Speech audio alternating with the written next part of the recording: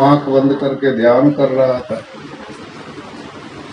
जब भगवान को लगता है कैसे बतावे, क्या करे, तो धीरे से उन्होंने कहा, आंखें खोलो बेटा। ध्रुव भजन करते करते ये तो समझ गया कि ये वाणी साधारण नहीं है। मृतक जियावन गिरा शुभाई। भगवान जब बोलते हैं तो व्यक्ति के मन में कंपन हो जाता है। वो ध्रुव इतना भजन किया, जैसे ही आवाज गई उसको लगा वो हो जिसके लिए तू तपस्या करने बैठा है। ध्रुव ने कहा, पहले तो देखे नहीं तो पहचानेंगे कैसे? हाँ, भागवत का सिद्धांत है कि बच्चा जब पैदा होता है तो माँ गोद में ले करके उसको दिखाती है और कहती है, ये ताऊ है, ये तुम्हारा दादा है, ये गाय है, ये भगवान की मूर्ति है। और ऐसे करते करते बच्चे के मन में संसार बसता है। भागवत कहता है, आप भी बोलो थोड़ा, प्रविष्ट कर्णरंध्रेण स्वानाम भाव सरोरुहम धुनोति शमलम कृष्ण सलिलस्य यथा शरद।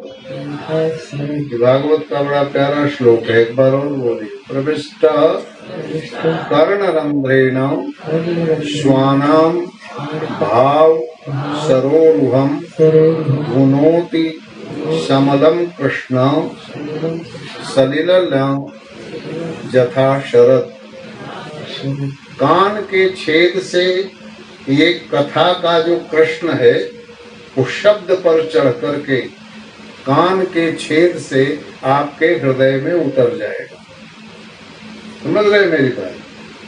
क्योंकि भगवान ने कहा है कि एक एक अक्षर में मैं विराजता हूं। तो भागवत की कोई भी पंक्ति में कृष्ण है और वो प्रवेश कैसे करेगी कि आप सुनोगे।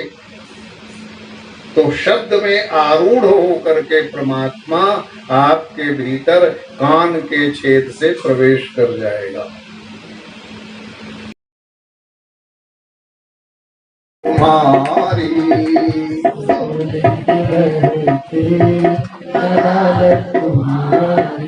गरीबों के दिल में जगह तुम न पाते, गरीबों के दिल में जगह तुम न पाते, गरीबों के दिल में जगह तुम न पाते, गरीबों के दिल में जगह तुम न पाते। तो किस दिल में होती हिफाजत तुम्हारी, हिफाजत तुम्हारी। समझ रहे हैं? गरीबों के दिल में हिफाजत होती है ठाकुर। हाँ, भागवत में एक श्लोक है, बड़ा प्रिय श्लोक है कि सकल भुवन मध्य निर्धनास्ते विधन्य। गरीब का मतलब ये नहीं कि आपके पास पैसे नहीं है, ये नहीं, भगवान की याद नहीं है, यही गरीबी है। रोटी तो जैसे तैसे झूठ सच बोल करके खा ही लेते हैं हम लोग, नहीं, लेकिन भगवान की याद नहीं कि कम गरीबी है साहब। जिसके बल पर सब कुछ है वही भूला हुआ है। हाँ, हमारी गरीबी तो यही है कि हम परमात्मा से अलग हैं, परमात्मा मेरे पास नहीं है। निर्धनास्ते धन्या सकल भुवन मध्य निर्धनास्ते धन्या हरिरपि निज लोकात्। एक बार जब व्यक्ति कोई कहता है, हे प्रभु मेरी रक्षा करो, तो हरिरपि निज लोकात् सर्वथा तो विहाय। एक उस दीन व्यक्ति की, गरीब व्यक्ति की आवाज सुन करके भगवान अपने लोक वैकुंठ को छोड़ करके उसके हृदय में प्रवेश कर जाता है और वहां जाकर के उसके भक्ति के ग्रंथ से बांध करके वही बैठ जाता है। साहब, भगवान दो जगह बैठता है, पुकारो तो हृदय में बैठता है और कीर्तन करो तो समाज में बैठता है। ना हम बसामि वैकुंठे योगिनाम हृदयम न च मदभक्ता यत्र गायन्ते तत्र तिष्ठामि नारद। तो गरीबों के दिल में जगह तुम न पाते, गरीबों के दिल में जगह तुम न पाते, तो किस दिल में होती हिफाजत तुम्हारी, किस दिल में होती हिफाजत तुम्हारी। और एक पंक्ति और जरा समझ करके बोलो कि गरीबों से तुम हो और तुमसे गरीबी, गरीबों से तुम हो तुमसे गरीबी। हम पूजते हैं, चिल्लाते हैं, बुलाते हैं, इसलिए तू भगवान हो। कोई पूछने, गरीबों से तुम हो तुमसे गरीबी, गरीबों से तुम हो तुमसे गरीबी, गरीबों से है बादशाह तुम्हारी, गरीबों से है बादशाह तुम्हारी। नारायण, तो ध्रुव जी को भगवान ने जो कपोल चुलाया, सभी अंग निश्चित हो गए और तब ध्रुव जी ने आंख जोड़ करके भगवान को प्रणाम किया। कैसा लगता होगा जरा सोचो तो। 4.5 साल में ध्रुव निकले थे और 5 पूरा भी नहीं हुआ कि भगवान आ गए। हाँ, छोटे से बच्चे को कोई दुलार से पुकारता है तो बच्चा कैसे खिलखिला जाता है। आज जगत पिता परमात्मा जिसको बुलाने के लिए आया है, कैसा लगता होगा ध्रुव को। हाँ, भगवान उसको देख रहे हैं और वो भगवान को देख रहा है। बहुत देर तक ऐसे नहीं। भगवान कहते हैं बड़ी देर हो गई बेटा, आने में मैंने बहुत देर कर दिया। थोड़ी देर भक्ति की बात हुई, इसके बाद भगवान ने कहा वर मांग। भगवान की एक आदत है, अच्छी है या बुरी है आप जानो, वर मांगो। ध्रुव जी ने कहा मिल गए आप फिर भी वर, आप तो मिल गए ना, फिर वर क्या मांगे। भगवान ने कहा हम चालाकी समझते हैं, बाप गोद में बैठा लिया होता तो तू मेरे पास आता। भगवान के साथ जुड़ोगे तो आपकी जो अंतर वासना है उसको पहले पूरा करते हैं, और पूरा करने के बाद भी अगर मन आपका स्थिर रहे तब भगवान के साम्राज्य में प्रवेश होता है। ध्यान रखिएगा। मुझे लगे कि मैं साधु कहलाऊं तो भगवान हम पर कृपा वही करेंगे कि मैं साधु कहलाऊं, भगवान मिलना दूर हो जाएगा। लेकिन जिसमें मन में लगे नहीं नहीं साहब, साधुता तो बाहर की चीज है, परमात्मा असली चीज, तो मन में जब तक जो वासना रहती है। अब इसमें भक्तमाल में हजारों ऐसी कथा है। एक महात्मा को खीर खाने का मन करता था, वो जब पूजा पाठ करे ना तो कहे महाराज मुझे खीर खिला देना, मुझे खीर खिला देना। ऐसे ही 11 वर्षों तक रोज गिड़गिड़ाया और दूसरे दिन से आना शुरू हुआ, महाराज कोई दूध लावे, कोई चावल लावे, रोज आवे और खीर बनने लगा। 1 महीना में खाते खाते उब गया, खाते खाते उब गया खीर। तब महात्मा लोग से पूछा आप क्या करें, अब तुम जानो। तो भगवान से कहा महाराज तू कैसे हो, हम गलत चीज मांग रहे थे तो क्यों दिया, अब खीर खिलने की जरूरत नहीं है, अब तो आप मिल जाओ। तो पहले हम परमात्मा से मांगते हैं और जब वो मन पूरा हो जाता है तब हम परमात्मा को चाहते हैं। ध्यान रखिए, परमात्मा से और परमात्मा को, इसमें बहुत दूरी तय करनी पड़ती है। श्री ध्रुव जी को कहा तुम यहाँ से जाओ। अर्थार्थी भक्त हैं ध्रुव। अर्थार्थी माने किसी उद्देश्य से, गद्दी न मिलने के कारण उन्होंने तपस्या की थी। भगवान ने कहा जाओ, नारद बाबा तुम्हारे गुरु हैं, सब इंतजाम कर देगी। और जब वहां से निकले हैं नारद बाबा तो कितने प्रसन्न हुए होंगे, उनको लगा आज मेरा चेला फर्स्ट क्लास फर्स्ट किया है साहब। नारद बाबा दौड़ करके गले से लगाए, वाह बेटा तुमने नाम कर दिया हमारा। 2 बड़े बड़े भक्त हुए, दोनों चेला है नारद बाबा। सकल भुवन मध्य नर्धनास्ते धन्या।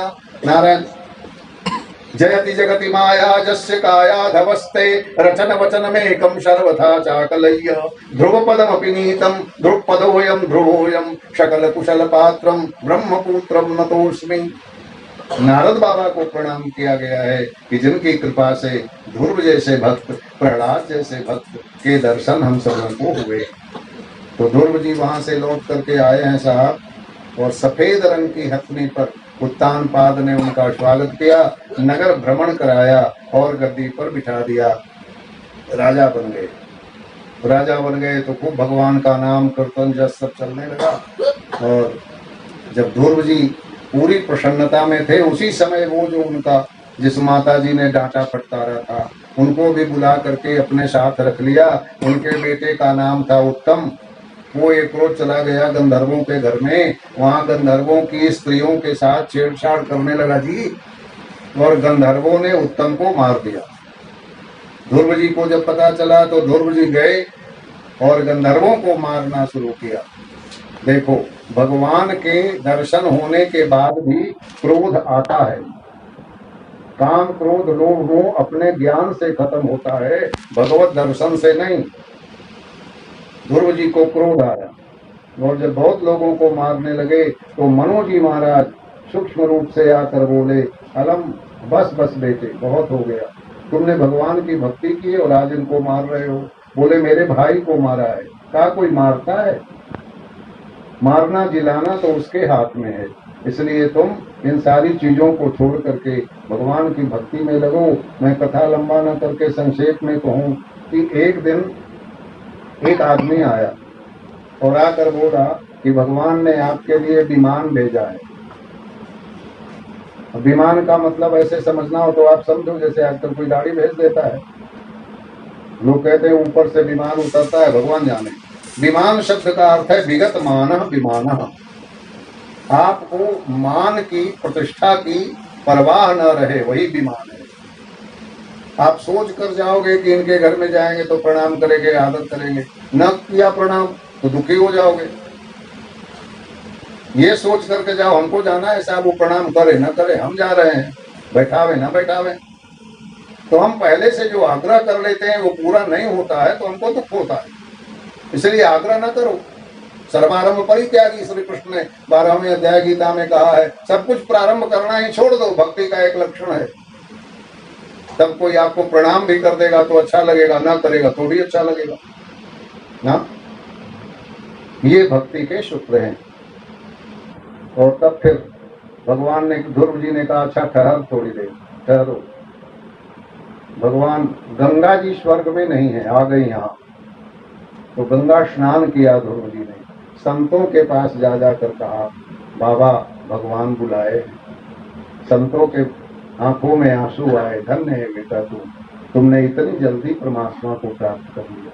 फिर सत्संग किया और तब विमान पर बैठने के लिए आया तो एक बड़ा ही घिनौना जैसा, जिसके शरीर में मक्खियां लग रही थी, दुर्गंध आ रही थी, वो आकर सामने खड़ा हुआ। गुरु जी ने पूछा कौन हो तुम? बोले महाराज हम गेट कीपर हैं ठाकुर जी के, इस संसार का जो गोडाउन है ना, इसके गेट कीपर हम हैं। गेट कीपर का काम क्या है कि माल आवे तो भी रसीद पर पंच करे और माल जाए तो भी रसीद पर पंच करे। बोले मेरे बिना छुए हुए संसार में न कोई आता है न कोई जाता है, मैं काल हूँ। गुरु जी ने कहा लो छू लो। बोले प्रभु आपको छूने की ताकत हमें नहीं। तो ध्रुव जी ने कहा अच्छा तुम्हें बताओ क्या उपाय है? बोले विमान थोड़ा ऊंचा है, मैं सिर झुका करके बैठ जाता हूँ और मेरे सिर पर पैर रख करके आप विमान में बैठो। मृत्यु सिरे पदम दद्वा। ध्रुव जी सदैव वैकुंठ में गए हैं साहब, मृत्यु के सिर पर, काल के सिर पर पैर रख करके, और ध्रुव जी ने विमान में प्रवेश किया है। और जब विमान चलने लगा तो ध्रुव जी ने कहा अरे रोको रोको, बड़ी देर हो गई। क्या बात है महाराज? बोले मैया के कारण हमको भगवान मिले और मैंने तो मैया को देखा ही नहीं। भगवान के दूत हंसने लगे और बोले प्रभु भगवान का जब कोई भक्त हो जाता है तो 21 पीढ़ी तर जाती है, 7 पीढ़ी दादा के, 7 पीढ़ी नाना के, और 7 पीढ़ी अगर गुरु परंपरा है तो गुरु परंपरा के ये 21 पीढ़ी तर जाते हैं भगवान के नाम लेने मात्र से। महाराज इस तरह से फिर माँ को प्रणाम किया। भगवान वहाँ गए और ध्रुव लोक एक अलग बना करके ध्रुव जी को स्थापित कर दिया। इसी ध्रुव जी के वंश में आगे चल करके एक अंग नाम के राजा हुए, जिन्होंने नारायण परंपरा को त्याग करके अपने ढंग से जीने लगे। और तब उन्हीं के वंश में आगे चलकर बेन हुआ, बेन राजा बेन हुआ। बेन बड़ा विचित्र लड़का था, राजा जब बना तो पूजा पाठ सब बंद करवा दिया, भगवान का नाम लेना बंद करो, यज्ञ करना बंद करो, सत्संग कथा बंद करो। और अंगिरा और नारद जी ने आकर के कहा, अरे भगवान का पूजा कथा क्यों बंद करवाते हो? यज्ञ होता है, यज्ञ की आहुति से देवता लोग पुष्ट होते हैं, ये सब बंद मत करो। कहा कि मेरी पूजा करे, मेरा यज्ञ करे। और अंत में अंगिरा ने ऐसा हुंकार किया कि वो बेन सिंहासन से गिरा और मर गया। पूरे संसार में राजा की खोज हुई, राजा मिला नहीं। उसकी मैया ने उसके अपने लड़के के शरीर को तेल में डुबा कर रख दिया था, उसको निकाला गया और मंथन किया गया। पहले बाएं पैर का मंथन हुआ, जिससे एक बड़ा ही साधारण सा आदमी निकला, जिसको पूछा क्या करें? ऋषियों ने कहा निषद, माने बैठ जाओ। उसी से निषाद जाति उत्पन्न हुई, जिसको वशिष्ठ आदि ने अंत्यज कह दिया था। और भगवान श्री राम ने आकर के निषाद को अपना मित्र बना करके उनके कलंक को पूरा किया और निषाद को पवित्र बना दिया। नारायण। उसके बाद फिर मंथन हुआ है दाहिने हिस्से का। उसी मंथन से महाराज पृथु प्रकट हुए हैं। पृथु जो इन्हीं के वंश में आके प्रचेता हुए। और तब फिर ये बताया गया, एक छोटा सा रूपक बनाया गया है कि एक राजा थे और उन्होंने महाराज पहले तो बड़ा ही विवाद किया। पत्नी थी घर में, पत्नी का काम मानते थे, बाद में दूसरी पत्नी से शादी कर लिया। और ऐसे हाय हाय करते हुए ये बताया गया है कि संसार में जब तक भगवत सत्ता के प्रति आदमी नहीं लगा रहता है तब तक पुरंजनोपाख्यान में ये सारी चीजें हैं। समय नहीं है कि मैं पूरा ठीक से सुनाऊं आपको। तो पुरंजनोपाख्यान में यही बताया जाता है कि कब माया से आदमी लिपट जाए इसका कोई पता नहीं चलता। इस तरह से पुरंजनोपाख्यान और प्रचेदा आदि की कथा पूरा करते हुए रहता है। इसमें वो याद करिए, मनु जी के 3 लड़कियां हैं, आकुति, देवहूति और प्रसूति। उनके वंशों की चर्चा आपने सुनी। 2 लड़के हैं, उत्तानपाद के वंश ध्रुव की चर्चा आप सुन रहे थे। अब सिर्फ प्रियव्रत जो उनके छोटे लड़के हैं उनकी चर्चा सुनिए। प्रियव्रत जिनकी प्रतिज्ञा प्रिय हो। प्रियव्रत ऋषभ देव भी भगवान के अंश हैं। ऋषभ देव जी कैसे होंगे आप सोचो। आज ऋषभ देव एक जगह चौराहे पर खड़े हैं, एक तरफ जैन धर्म निकलता है, चरित्र है। री माने होता है ज्ञान, इसी री से ऋग्वेद बनता है। ऋषभ वृषभ, वृषभ माने बैल, धर्म, जिस पर शिव सवार होते हैं। ये सब समय नहीं रहता है कि ज्यादा विश्लेषण किया जाए। तो वृषभ ऋषभ ऋते ज्ञानान मुक्ति, ज्ञान के 1000 सिर माने हम सबों के जितने सिर हैं परमात्मा के सिर हैं। ग्रंथों में देखो चरण के देवता कौन है? भगवान विष्णु। चाहे किसी के चरण हो, प्रणाम कहाँ करते हैं? चरण में।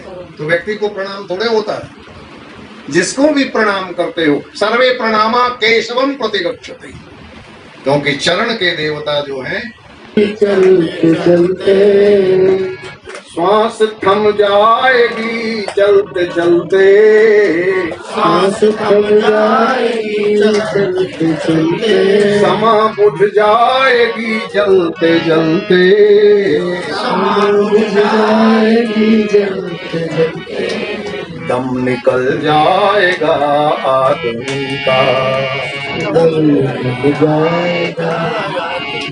नाम भज ले तू मन से हरि का, नाम भज ले हम रहे ना ये दुनिया रहेगी, हम रहे ना ये दुनिया रहेगी। दास्तां मेरी दुनिया कहेगी, दास्तां मेरी दुनिया कहेगी। नाम रह जाएगा आदमी का, नाम भज ले तो मन से हरि का। क्या भरोसा है इस जिंदगी का, क्या भरोसा है इस जिंदगी का। हरे राम राम राम हरे हरे, हरे राम हरे हरे, हरे कृष्ण कृष्ण। ये तो बिल्कुल गड़बड़ बात हो गई। हाँ, जाना चाहिए तो क्या करना चाहिए कि जा करके आप किसी के घर में बिना बुलाए गए हैं तो वहां थोड़ी देर रुकिए। आपको अगर बुलाया है या समय देकर गए हैं तब ना आपकी प्रतीक्षा करेगा। आप बिना बुलाए चले गए हैं, तो आप थोड़ी देर खुद प्रतीक्षा कीजिए कि आप और मुखातिब होता है कि नहीं, वो अपने काम से छुटकारा लेकर के आपकी तरफ आता है कि नहीं। एक रोज बिना बुलाए हुए बृहस्पति जी, देवताओं के गुरु साहब, इंद्र के दरबार में चले गए। अब इंद्र तो चषक पी रहा था, अप्सराएं नाच रही थी, और बीच में आ गए गुरु जी। इंद्र को लगा कि दाल भात में मुसल चली कहां से आ गई। गुरु जी खड़े रहे कि अब थोड़ी देर में देखेगा, प्रणाम करेगा, देखा ही नहीं। और बड़ा उनको लगा कि अरे अरे हमको तो बड़ा अपमान हो गया, और गुरु जी अंतर ध्यान हो गए। उसके पहले की एक कथा बताई जाती है जो गर्ग संहिता आदि में आई है कि एक बार दुर्वासा ऋषि भगवान के पास गए थे, और भगवान इतने प्रसन्न थे कि दुर्वासा से कहे वर्मा। तो दुर्वासा ने कहा महाराज आप ही कैसे आज बोल रहे हो कि वर्मा, मैं दुर्वासा हूं। भगवान ने कहा आप तो हमने कह दिया मान। तो दुर्वासा ने भी सोचा मौका बढ़िया है, बोले भगवान अगर आप प्रसन्न हैं तो अपने गले का माला मुझे दे दीजिए। और भगवान ने अपने गले का अमलान पुष्प की माला जो थी दुर्वासा को पहना दिया। दुर्वासा वो माला को सिर पर लगा करके निकल रहे थे, इतने में इंद्र ऐरावत पर चढ़ करके जा रहा। दुर्वासा के मन में लगा कि इंद्र देवताओं का राजा है, ये प्रसन्न रहे। तो इंद्र का मन तो नहीं था, लेकिन देखा तो प्रणाम किया, हाथी पर बैठे बैठे प्रणाम किया। दुर्वासा जी ने कहा आप कहीं किसी काम से जा रहे हैं राजन, भगवान ने आज हमको अपने गले की माला दी है, ये मैं आपको देता हूँ। तो इंद्र माला हाथ में ले लिया और ऐसे देखा, हीरे जवाहरात सब पहने हुए था। बोला बताओ ये इतना मूर्ख आदमी, हम इतना बढ़िया बढ़िया माला पहने, ऊपर से ये फूल की माला। उसने कहा किया कि हाथी के सिर में माला डालने लगा। अब हाथी का सूंड होता है नीचे, सिर पर हरकत मालूम हुई तो ऐरावत सिर पर सूंड बढ़ाया और माला ले लिया सूंड में, और नीचे गिरा करके पैर से रौंद दिया। दुर्वासा जी को लगा कि बाप रे, भगवान के गले की माला और ऐसी दुर्दशा। दुर्वासा जी ने कहा ये दंड मुझे भी मिलना चाहिए और इंद्र को भी मिलना चाहिए। मैंने इंद्र को तो कह दिया था कि ये भगवान के गले की माला है, और इसी कारण से ये घटना घटी कि जब बृहस्पति जी का अपमान किया, बृहस्पति जी अंतर ध्यान हो गए। इंद्र का नाम है, जैसे अंग्रेजी में राम कृष्ण को आर के बोलते हैं ना, आर के शॉर्ट में राम कृष्ण। हाँ, तो 100 यज्ञ करे उसको इंद्र बनना पड़ता है। 100 यज्ञ करने के बाद इंद्र बनते हैं। 100 अश्वमेध यज्ञ करे, और अभी इंद्र बनने के होड़ में बहुत लोग लगे हुए हैं साहब। तो इंद्र बनते हैं यज्ञ करके। तो सत बोलते हैं 100 को, 100 को सत बोलते हैं। तो 100 का ले लिया 100 तालपिशत, समझते हो ना। आजकल तो कहना पड़ता है कौन सरौता वाला स, किस वाला शरीफा वाला स। हाँ, अब पढ़ने का उच्चारण तो संस्थान बंद कर दिया पढ़ाना है लोगों ने। तो सत का श और करने का क्र बन गया शक्र, समझ रहे हैं। जो अंग्रेजी में आप दो बड़े नामों को शॉर्ट करके बोलते हैं, ये नियम संस्कृत का है। शतक्रतु 100 यज्ञ करने वाला, तो सत का श ले लिया और क्रतु का क्र ले लिया, बन गया शक्र। शक्र माने इंद्र। तो उसको तो यज्ञ करना था, कहा गुरु जी को बुला लाओ। हर 3 महीने पर यज्ञ करता था। पता लगा गुरु जी तो है नहीं, गुरु जी अंतर ध्यान हो गए। तो बड़ा परेशान हुआ, यज्ञ नहीं होगा समय पर तो हम तो गद्दी से नीचे आ जाएंगे। तो विद्वानों की सभा बुलाई, विद्वानों से पूछा हमारे गुरु जी मिल नहीं रहे हैं, अंतर ध्यान हो गए, क्या करें। तब विद्वानों ने कहा गुरु गुरु होता है, वो किसी जाति का किसी धर्म का नहीं होता। गुरु का मतलब ही, गुरु के 21 लक्षण भागवत में दिए गए, सबके लिए जो उदार भावना हो सबके प्रति। तो बोले तुम्हारे गुरुजी नहीं हैं तो राक्षसों के गुरुजी जो हैं उनको बुला ले। कौन है गुरु? शुक्राचार्य। तो शुक्राचार्य जी के पास गया। शुक्राचार्य जी ने कहा देखो भाई, हम तो जाएंगे नहीं, हम एक बड़े विद्वान को देते हैं। तो विश्वरूप को भेजा। वही विश्वरूप ने नारायण कवच दिया है इनको। नारायण कवच जो है उसी विश्वरूप का दिया हुआ है जो इंद्र को दिया है। लेकिन विश्वरूप के 3 सिर थे। सिर 3 था जी, और सिर 3 तो मुंह भी 3। हाँ, तो एक मुंह से अन्न खाता था। अन्न कौन खाता है? आदमी। हाँ, और एक मुंह से देवता लोग जो पीते हैं उस रस का पान करता था। हाँ, और एक अमृत का पान करता था जी, और एक मुंह से वो पीता था जिसको आप लोग तो नहीं पीते होंगे, जो राक्षस पीते। हाँ, इसलिए उस आदमी में तीनों तत्व था, देवत्व भी, मनुष्यत्व भी, राक्षसत्व भी। और यज्ञ कराने के लिए जब बैठा तो नारायण आय स्वाहा तो करावे, और कभी कभी रावण आय स्वाहा करावे। कभी कभी वो आहुति दिलवा देता था राक्षसों के नाम से। इंद्र को लोगों ने बताया, महाराज ये तो बड़ा गड़बड़ कर रहा है, और उसने किया क्या कि चक्र भेज करके विश्वरूप का सिर काट दिया। काट दिया तो हाहाकार हो गया। नारायण कृत्या दौड़ी, और उसी कृत्या से बचने के लिए बहुत दिन तक इंद्र कमल के तालाब में छिपा हुआ रहा, आदि आदि। तो उसके शरीर जो कटा था गुरु का, उससे यज्ञ कुंड से एक बहुत विकराल राक्षस पैदा हुआ जिसका नाम है वृत्रासुर। दक्षिण भारत के लिए तमिल भागवत आदि में श्रेष्ठ रूप में वृत्रासुर की चर्चा की जाती है। वृत्ति समझते हैं ना आप लोग? आजकल तो खूब योग करते हैं सब लोग। योग में, योग की परिभाषा क्या है? योगस चित्त वृत्ति निरोधा। ध्यान रखिएगा, योग में मन साधने की कहीं बात ही नहीं कही गई है। मन साधने की बात नहीं की गई है।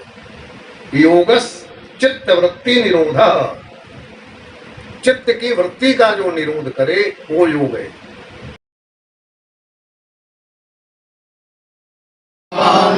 सहितां नमामि।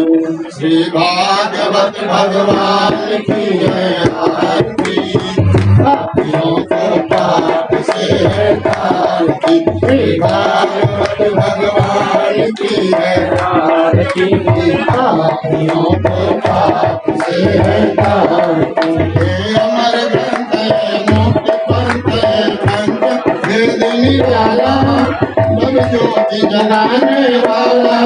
हे अमर ग्रंथ है, मोक्ष पंथ है, पंचम वेद निराला, नव ज्योति जगाने वाला।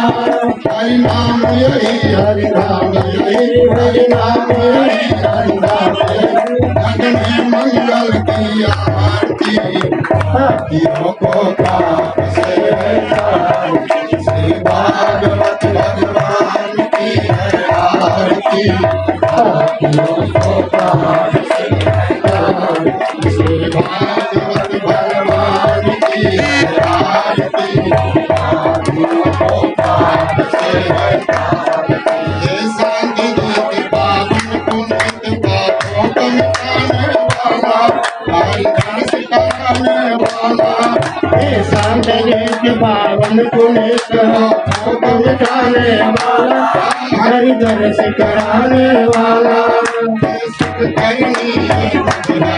हे सुख करनी है दुखहरनी, श्री मधुसूदन की आरती, पापियों को पाप से तारती। श्री भागवत भगवान की है आरती, पापियों को पाप से तारती। श्री भागवत भगवान की है आरती, पापियों को पाप से तारती।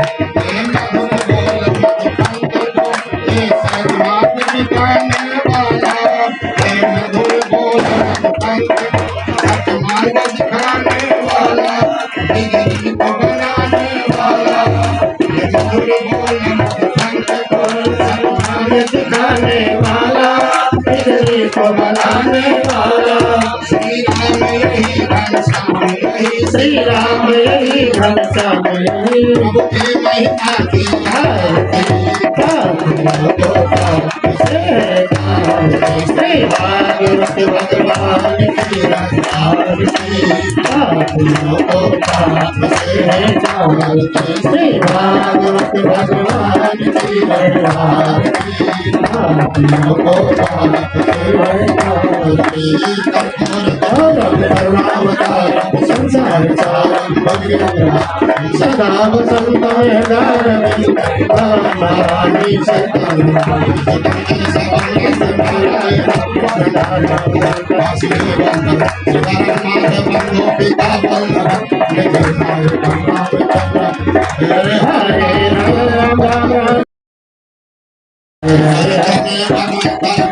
त्वमेव बन्धो त्वमेव वेदा त्वमेव सर्वं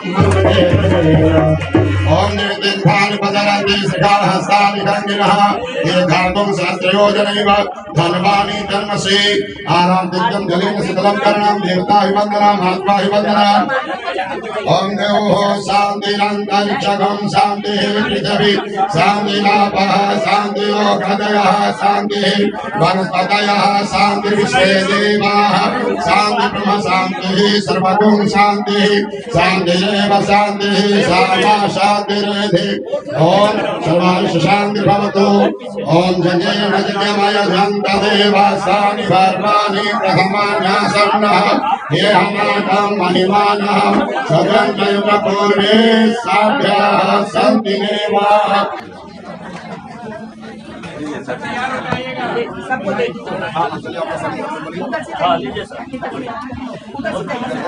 जैसा कि महाराज श्री ने बताया, अभी कल कृष्ण जन्म उत्सव की झांकी है और बच्चों ने बहुत अच्छी तैयारी की है।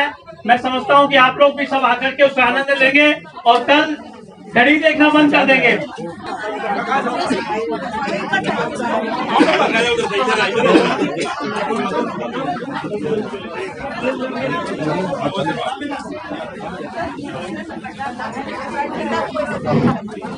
जी की पोती है।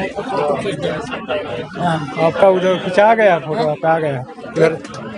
नहीं, मैं दूंगी फोन अपना अपना फोन दूंगी कल। नहीं, आपका भी फोटो आ जाएगा।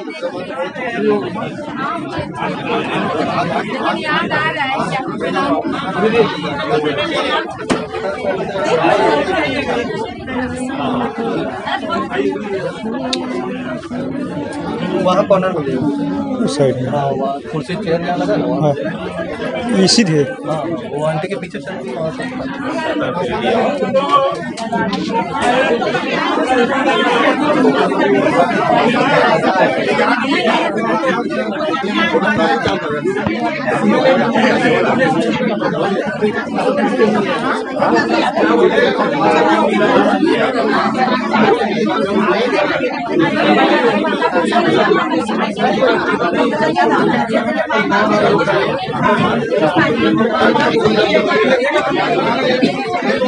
हम समझ रहे हैं कि थोड़ी जगह की वजह से लोगों को असुविधा हो रही है, लेकिन प्लीज